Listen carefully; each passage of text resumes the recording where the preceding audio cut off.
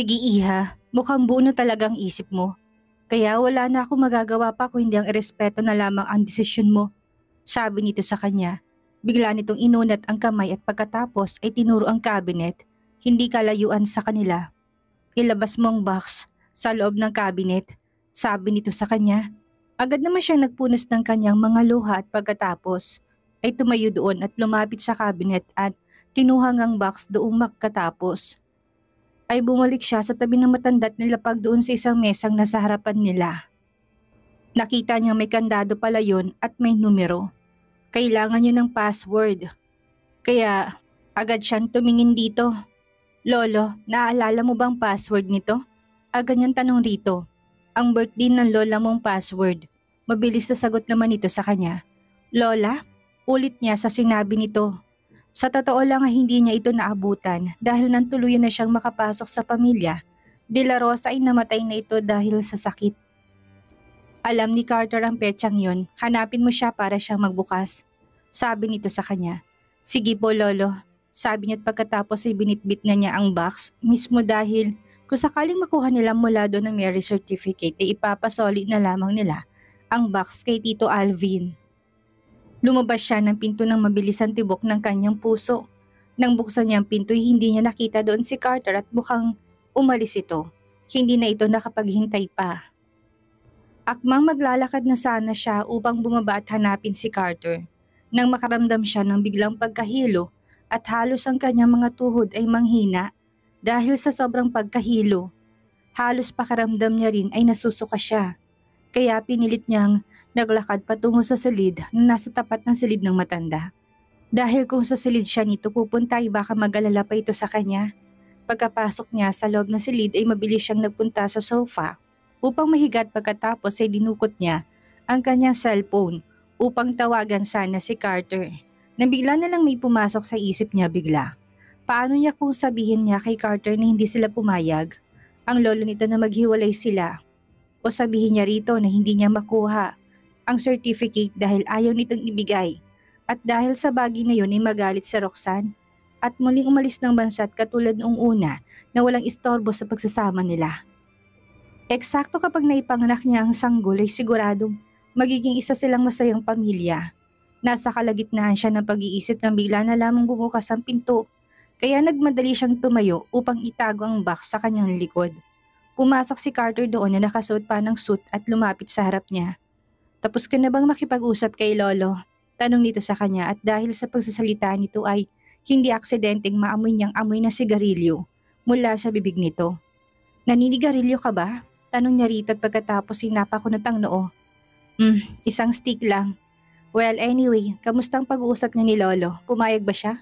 Tanong nito sa kanya, napalunok muna siya bago siya sumagot. Hindi, sabi ni Jocelyn na may kasamang pag-iling pa. Well, kakausapin ko siya kung ganun. Sabi nito takmang tatalikod na sana nang pigilan niya to. Wait Carter. Tawag niya rito at napatigil naman ito at nilingon siya. Nagsisisi ka ba na pinakasalan mo ko? Tanong niya rito bigla. Ilang segundo itong tumitig lamang sa kanya bago sumagot. Wala akong pinagsisisihan sa mga desisyong ginawa ko noon. Isa pa yun na pinakamagandang gawin. Sagot nito sa kanya. Ang ekspresyon ng mukha nito ay katulad pa rin ng dati. At ang mga mata nito na nakatitig sa kanya hindi niya mabasa kung anong emosyong nakapaloob sa mga to. Pagkatapos nating maghiwalay, pwede pa ba tayong magkita? Kumain sa labas na tila isang normal lang na magkaibigan. O magkakilala? Tanong niya habang nakatitig sa mga mata nito. Biglang lumapit sa kanya si Carter at pagkatapos ay hinaplos nitong buhok niya. Ano bang iniisip mo? Pagkatapos ng diborsyo ay ang pagiging Mrs. De La Rosa mo lang ang mawawala. Pero sa kabila ng lahat ng yun, mananatili pa rin ikaw ang pinakapaboritong apo ni Lolo at isa pa'y magiging parte ka pa rin ng pamilya De La Rosa. Sagot nito sa kanya. What do you mean? Mahinang tanong niya rito. Well, ang plano talaga ni Lolo noon ay ampunin ka niya bilang isang magiging tunay na apo niya sana pero dahil sa nagpakasal tayo ayun ang naging daan para maging parte ka ng pamilya. Kahit pahiwalay na tayo, syempre lagi pa rin tayo magkikita kapag may okasyon. Dito sa mansyon, magkakwentuhan at kakain sa isang mesa at ang tungkol naman sa pagiging magkaibigan. Napatigil ito bigla at napatitig sa kanya pagkatapos ay nagpatuloy. Hindi kita ituturing na kaibigan, sabi nito sa kanya. Napakuyom ang kanyang kamay dahil sa kanyang narinig at pagkatapos ay hindi siya nakasagot nang muli na naman narinig ang tinig nito. Ituturing kita bilang isa kong nakababatang kapatid na alagaan at poprotektahan. Sagot nito sa kanya na halos hindi siya makagalaw bigla. Nakababatang kapatid? Gusto niyang matawa dahil dito. Hindi niya akalaing pagkatapos ng 2 taong pagsasama nila ni Carter, itatawagin na siya nitong nakababatang kapatid sa huli. Tila isa yung sampal sa kanya. Napakalupit nito, sobra. Hindi siya nito gustong maging kaibigan at ayaw niya naman na tawagin siya nitong isang nakababatang kapatid. Isa yung malaking kalokohan kapag pumayag siya at hindi siya ganun kamartir. Para magpakatanga. No need, Carter. Pagkatapos nating maghiwalay, ay magkunwari na lang tayong hindi makakilala kapag nagkita tayo sa labas. Sabi ni Jocelyn habang sobrang sakit ng dibdib niya. Mas gugustuhin na lamang niya maging isang stranghero rito kaysa maging nakababatang kapatid dito at ang tungkol naman sa pagiging kaibigan. Ay wala na siyang pakialam pa doon. Isa pa'y naisip niya na rin naman na hindi niya pwedeng maging kaibigan nito. Lalo na't minahal niya ito ng totoo at nagsama sila sa isang bubong ng halos 2 taon. Jocelyn, bakit ba ganyan ka? Kahit na maghiwalay tayo, ikaw pa rin ang pinakapaboritong apo ni Lolo. Sabi nito at pagkatapos ay sumimangot sa kanya. Ngumiti siya dito. Bahala na ako doon dahil relasyon naman namin yun ni Lolo. Tama ka, apo pa rin ni Lolo. Pagkatapos nating maghiwalay pero tayong dalawa'y magiging wala ng connection pa sa isa't isa. Isa pa'y labas ka na doon. Sabi niya rito at pagkatapos ay nagpatuloy. At tungkol sa sinabi mong bilang kapatid ay hindi na yan kailangan pa dahil kung ako si Roxanne, hindi ko hayaan ang dating asawa na magiging asawa ko ay magiging kapatid nito. Sabi niya at pagkatapos ay kinuha niyang box na tinago niya sa kanyang likod at inabot dito. Ano to? Nakakunot ang noong tanong niya sa kanya. Sa totoo lang ay ayaw ni Lolo na maghiwalay tayo pero dahil yun ay gusto ko, nirespeto daw niyang desisyon ko. Nakalagay sa loob ang mga certificate na kailangan natin at ang sabi ni Lolo. Ang password ay ang birthday ni Lola at alam mo raw yun. Sabi niya rito, kinuha ni Carter mula kay Jocelyn ang kahong inabot nito at bigla siyang nalungkot dahil sa pagbanggit nito sa kanyang lola. Siyempre alam na alam niya kung anong birthday nito dahil yun din ang araw ng pagpanaw nito. Sa kanyang mga matang kanyang mga lolo at lola ay napakabuting halimbawa ng isang masayang pagsasama dahil nanatiling mga itong magkasama habang nabubuhay ang mga to. At hanggang sa nawalang kanyang lola, hindi man lang naghanap ang kanyang lolo na ipapalit niya rito. Nakatatak sa isip niyang nakita niya noon na sweetness ng mga to lalo na magkasakit ng kanyang lola at palaging inaalalayan to ng kanyang lolo at kahit saan sila magpuntay laging hawak ng kanyang lolo ang kamay ng kanyang lola.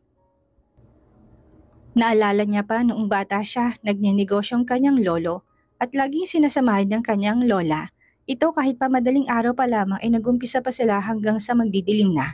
Dahil sa pagtsatsaga ng kanyang lolo, ay naging successful ang negosyo nito hanggang sa dumami ng nag-branch at sa wakas ay nakaahon sila sa hirap.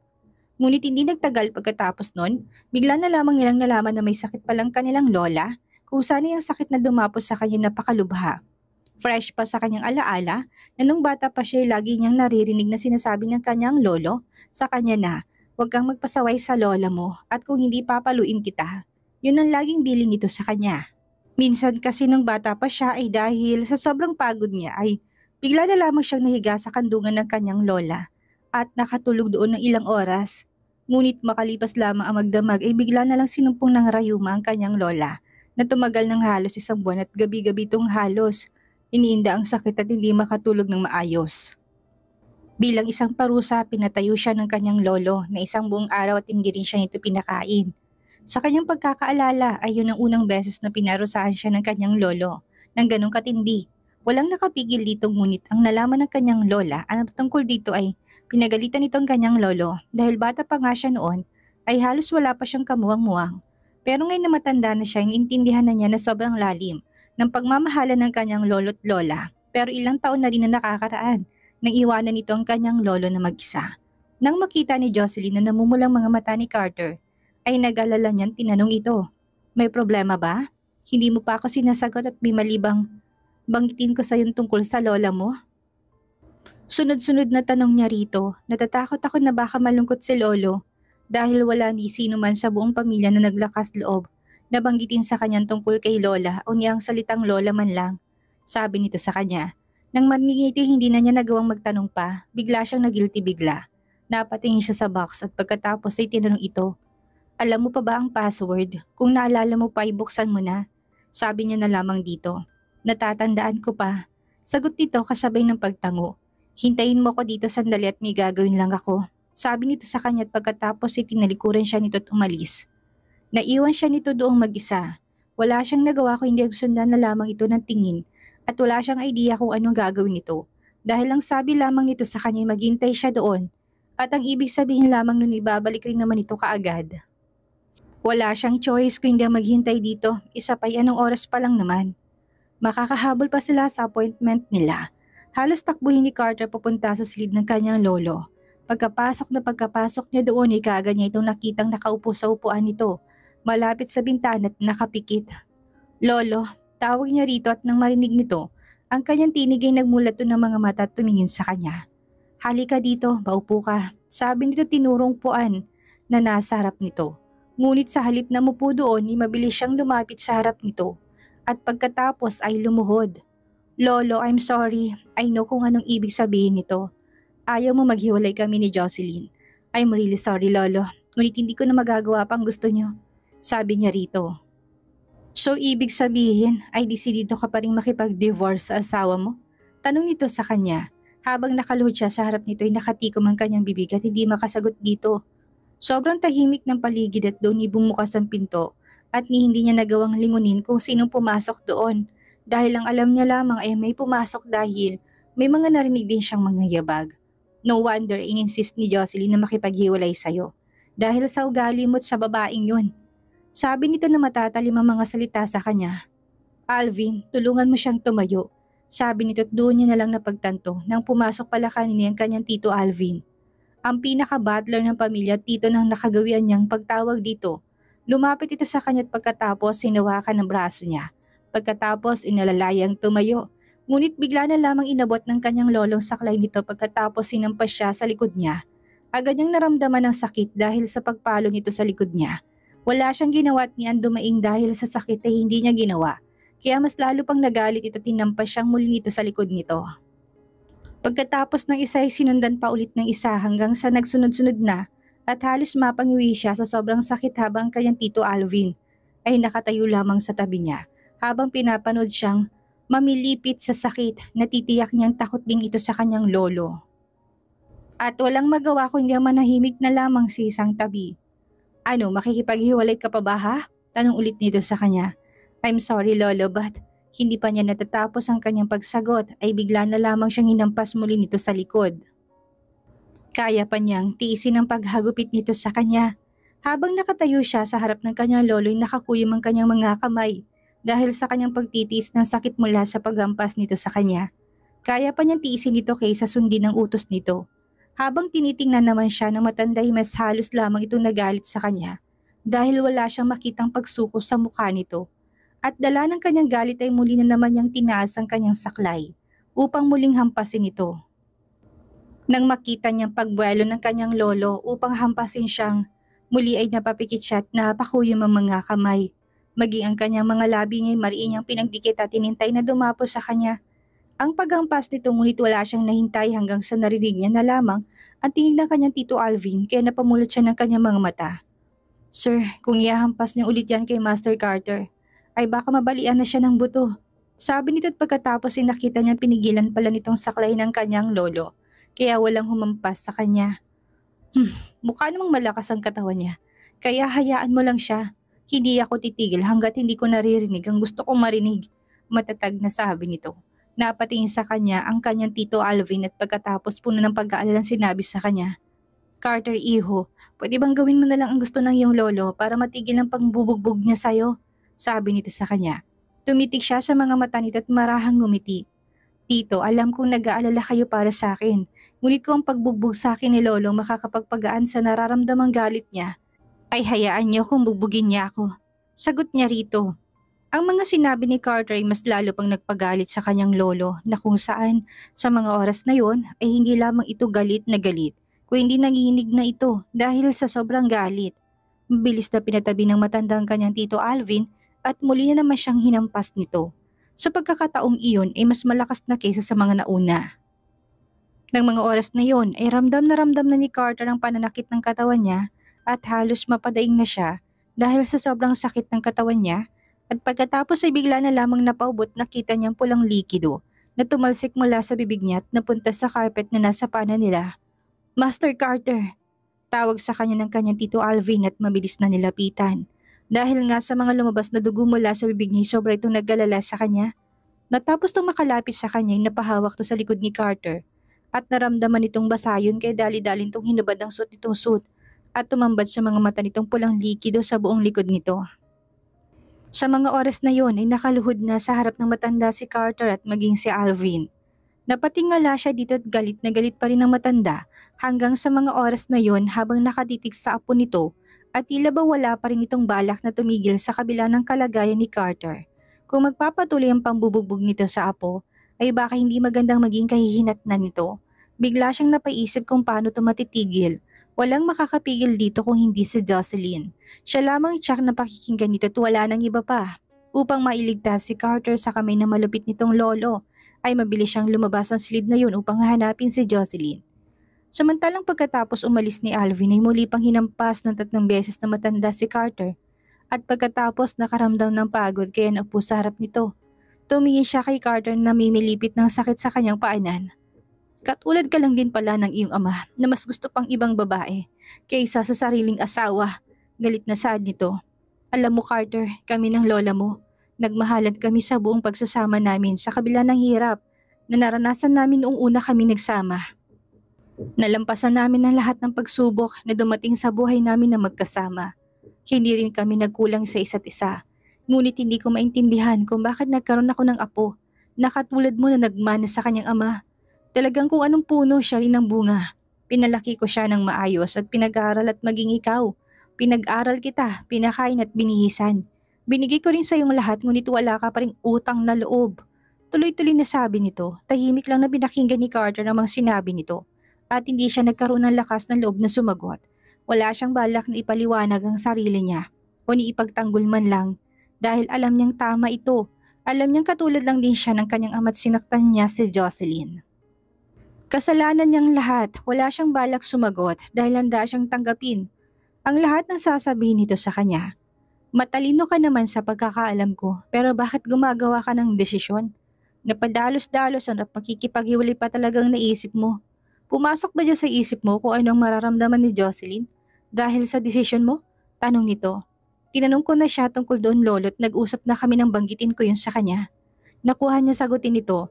Isa'y dapat din namang malaman itong lahat. Sinabi ko sa kanya na kung may gusto siyang hilingin sa akin, ay ibibigay ko sa kanya hanggang sa abot ng aking makakaya para maging masaya rin siya. Sagot niya rito. Nakita niyang napangisi ito sa kanya. At anong ibibigay mo sa kanya? Property? Tanong nito. Malamig siya nitong tinapunan ng tingin. Pagkatapos ng 2 taong pagsasama niyo, ay alam nating pareho na ni minsan. Hindi man lang gumasta sa Jocelyn ang pera mo, Carter, hindi ba? Tanong nito sa kanya muli at alam niyang may katotohanan nito. Ang pinakauna nitong paggastay kahapon ang mamili to. Hindi lang pera, bahay, kotse at mga mamahaling alahas ang kaya kong ibigay sa kanya. Kung gusto niya handa akong ibigay pa sa kanya kung idagdag pa siyang hihilingin sa akin, sabi niya rito. Halos mangnig naman ang kanyang lolo sa labis na galit dahil sa narinig niya sagot nito. Muli nitong dinampot ang saklay nito at mabilis siyang hinampas nitong muli. Nanatili siya sa kanyang pwesto at hindi man lang nagmakaawa. Naitigil na nitong ginagawa sa kanya. Kung iiwan mo siya, ano magiging buhay niya? Wala siyang trabaho at alam mo namang ang kanyang inay matagal nang namatay at ang kanyang ama ay napatigil to bigla. Mas mainam na sigurong sabihin na wala na siyang ama dahil alam naman natin ang kanyang ama ay lulong sa sugal. Dagdag pa nito. Ni wala siyang kapatid at ni matawag na kamag-anak. Hindi mo ba naisip yon? At kapag nalaman ng iba nahihiwalayan mo siya, hindi mo ba inisip na pagchismisan siya ng mga tao at hindi lang siya kung hindi maging ikaw? Sabi nito sa kanya, ngunit pinilit niyang magsalita sa kabila ng sakit ng katawan niya. Lolo, pagkatapos namin maghiwalay, parte pa rin siya ng pamilya.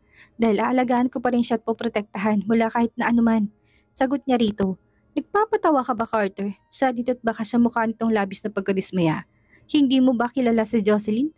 Sa tingin mo maglalakas siya na loob na humingi sa'yo ng tulong kapag nagkataon? Kapag nahirapan siya o ni isa akin? Dagdag pa nito.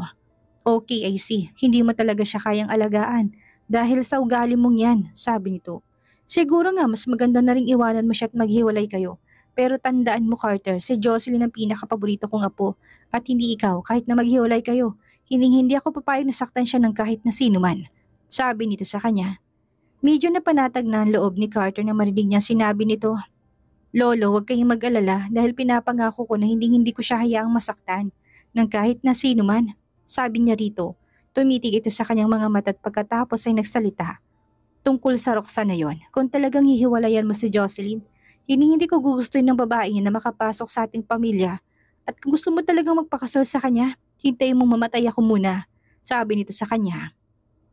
Lumunok siya at pagkatapos ay, Lolo, sumagot dito ng buong tapang. Pasensya na pero pakakasalan ko pa rin siya at magiging isa kaming pamilya kahit na ayaw niyo sa kanya. Matigas na sagot niya rito. Ano sinabi mo? Muling umahon ng galit sa dibdib nito at pagkatapos ay muling kinuhang saklay upang muling hampasin ito na bigla na lamang bumukas ang pinto at bigla itong napatigil dahil sa pagdating ng kusino hanggang sa may lumapit sa kanya at hinawakan siya sa kanyang balikat.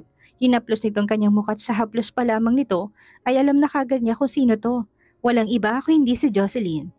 Anong mangyayari ngayon tila gagawin lahat ni Carter ang lahat mapakasalan lang si Roxanne at maiwan si Jocelyn. Dito na ba magtatapos ang lahat at sa pagsasama ni Carter at Jocelyn? Yan ang ating aalamin sa susunod nating kabanata.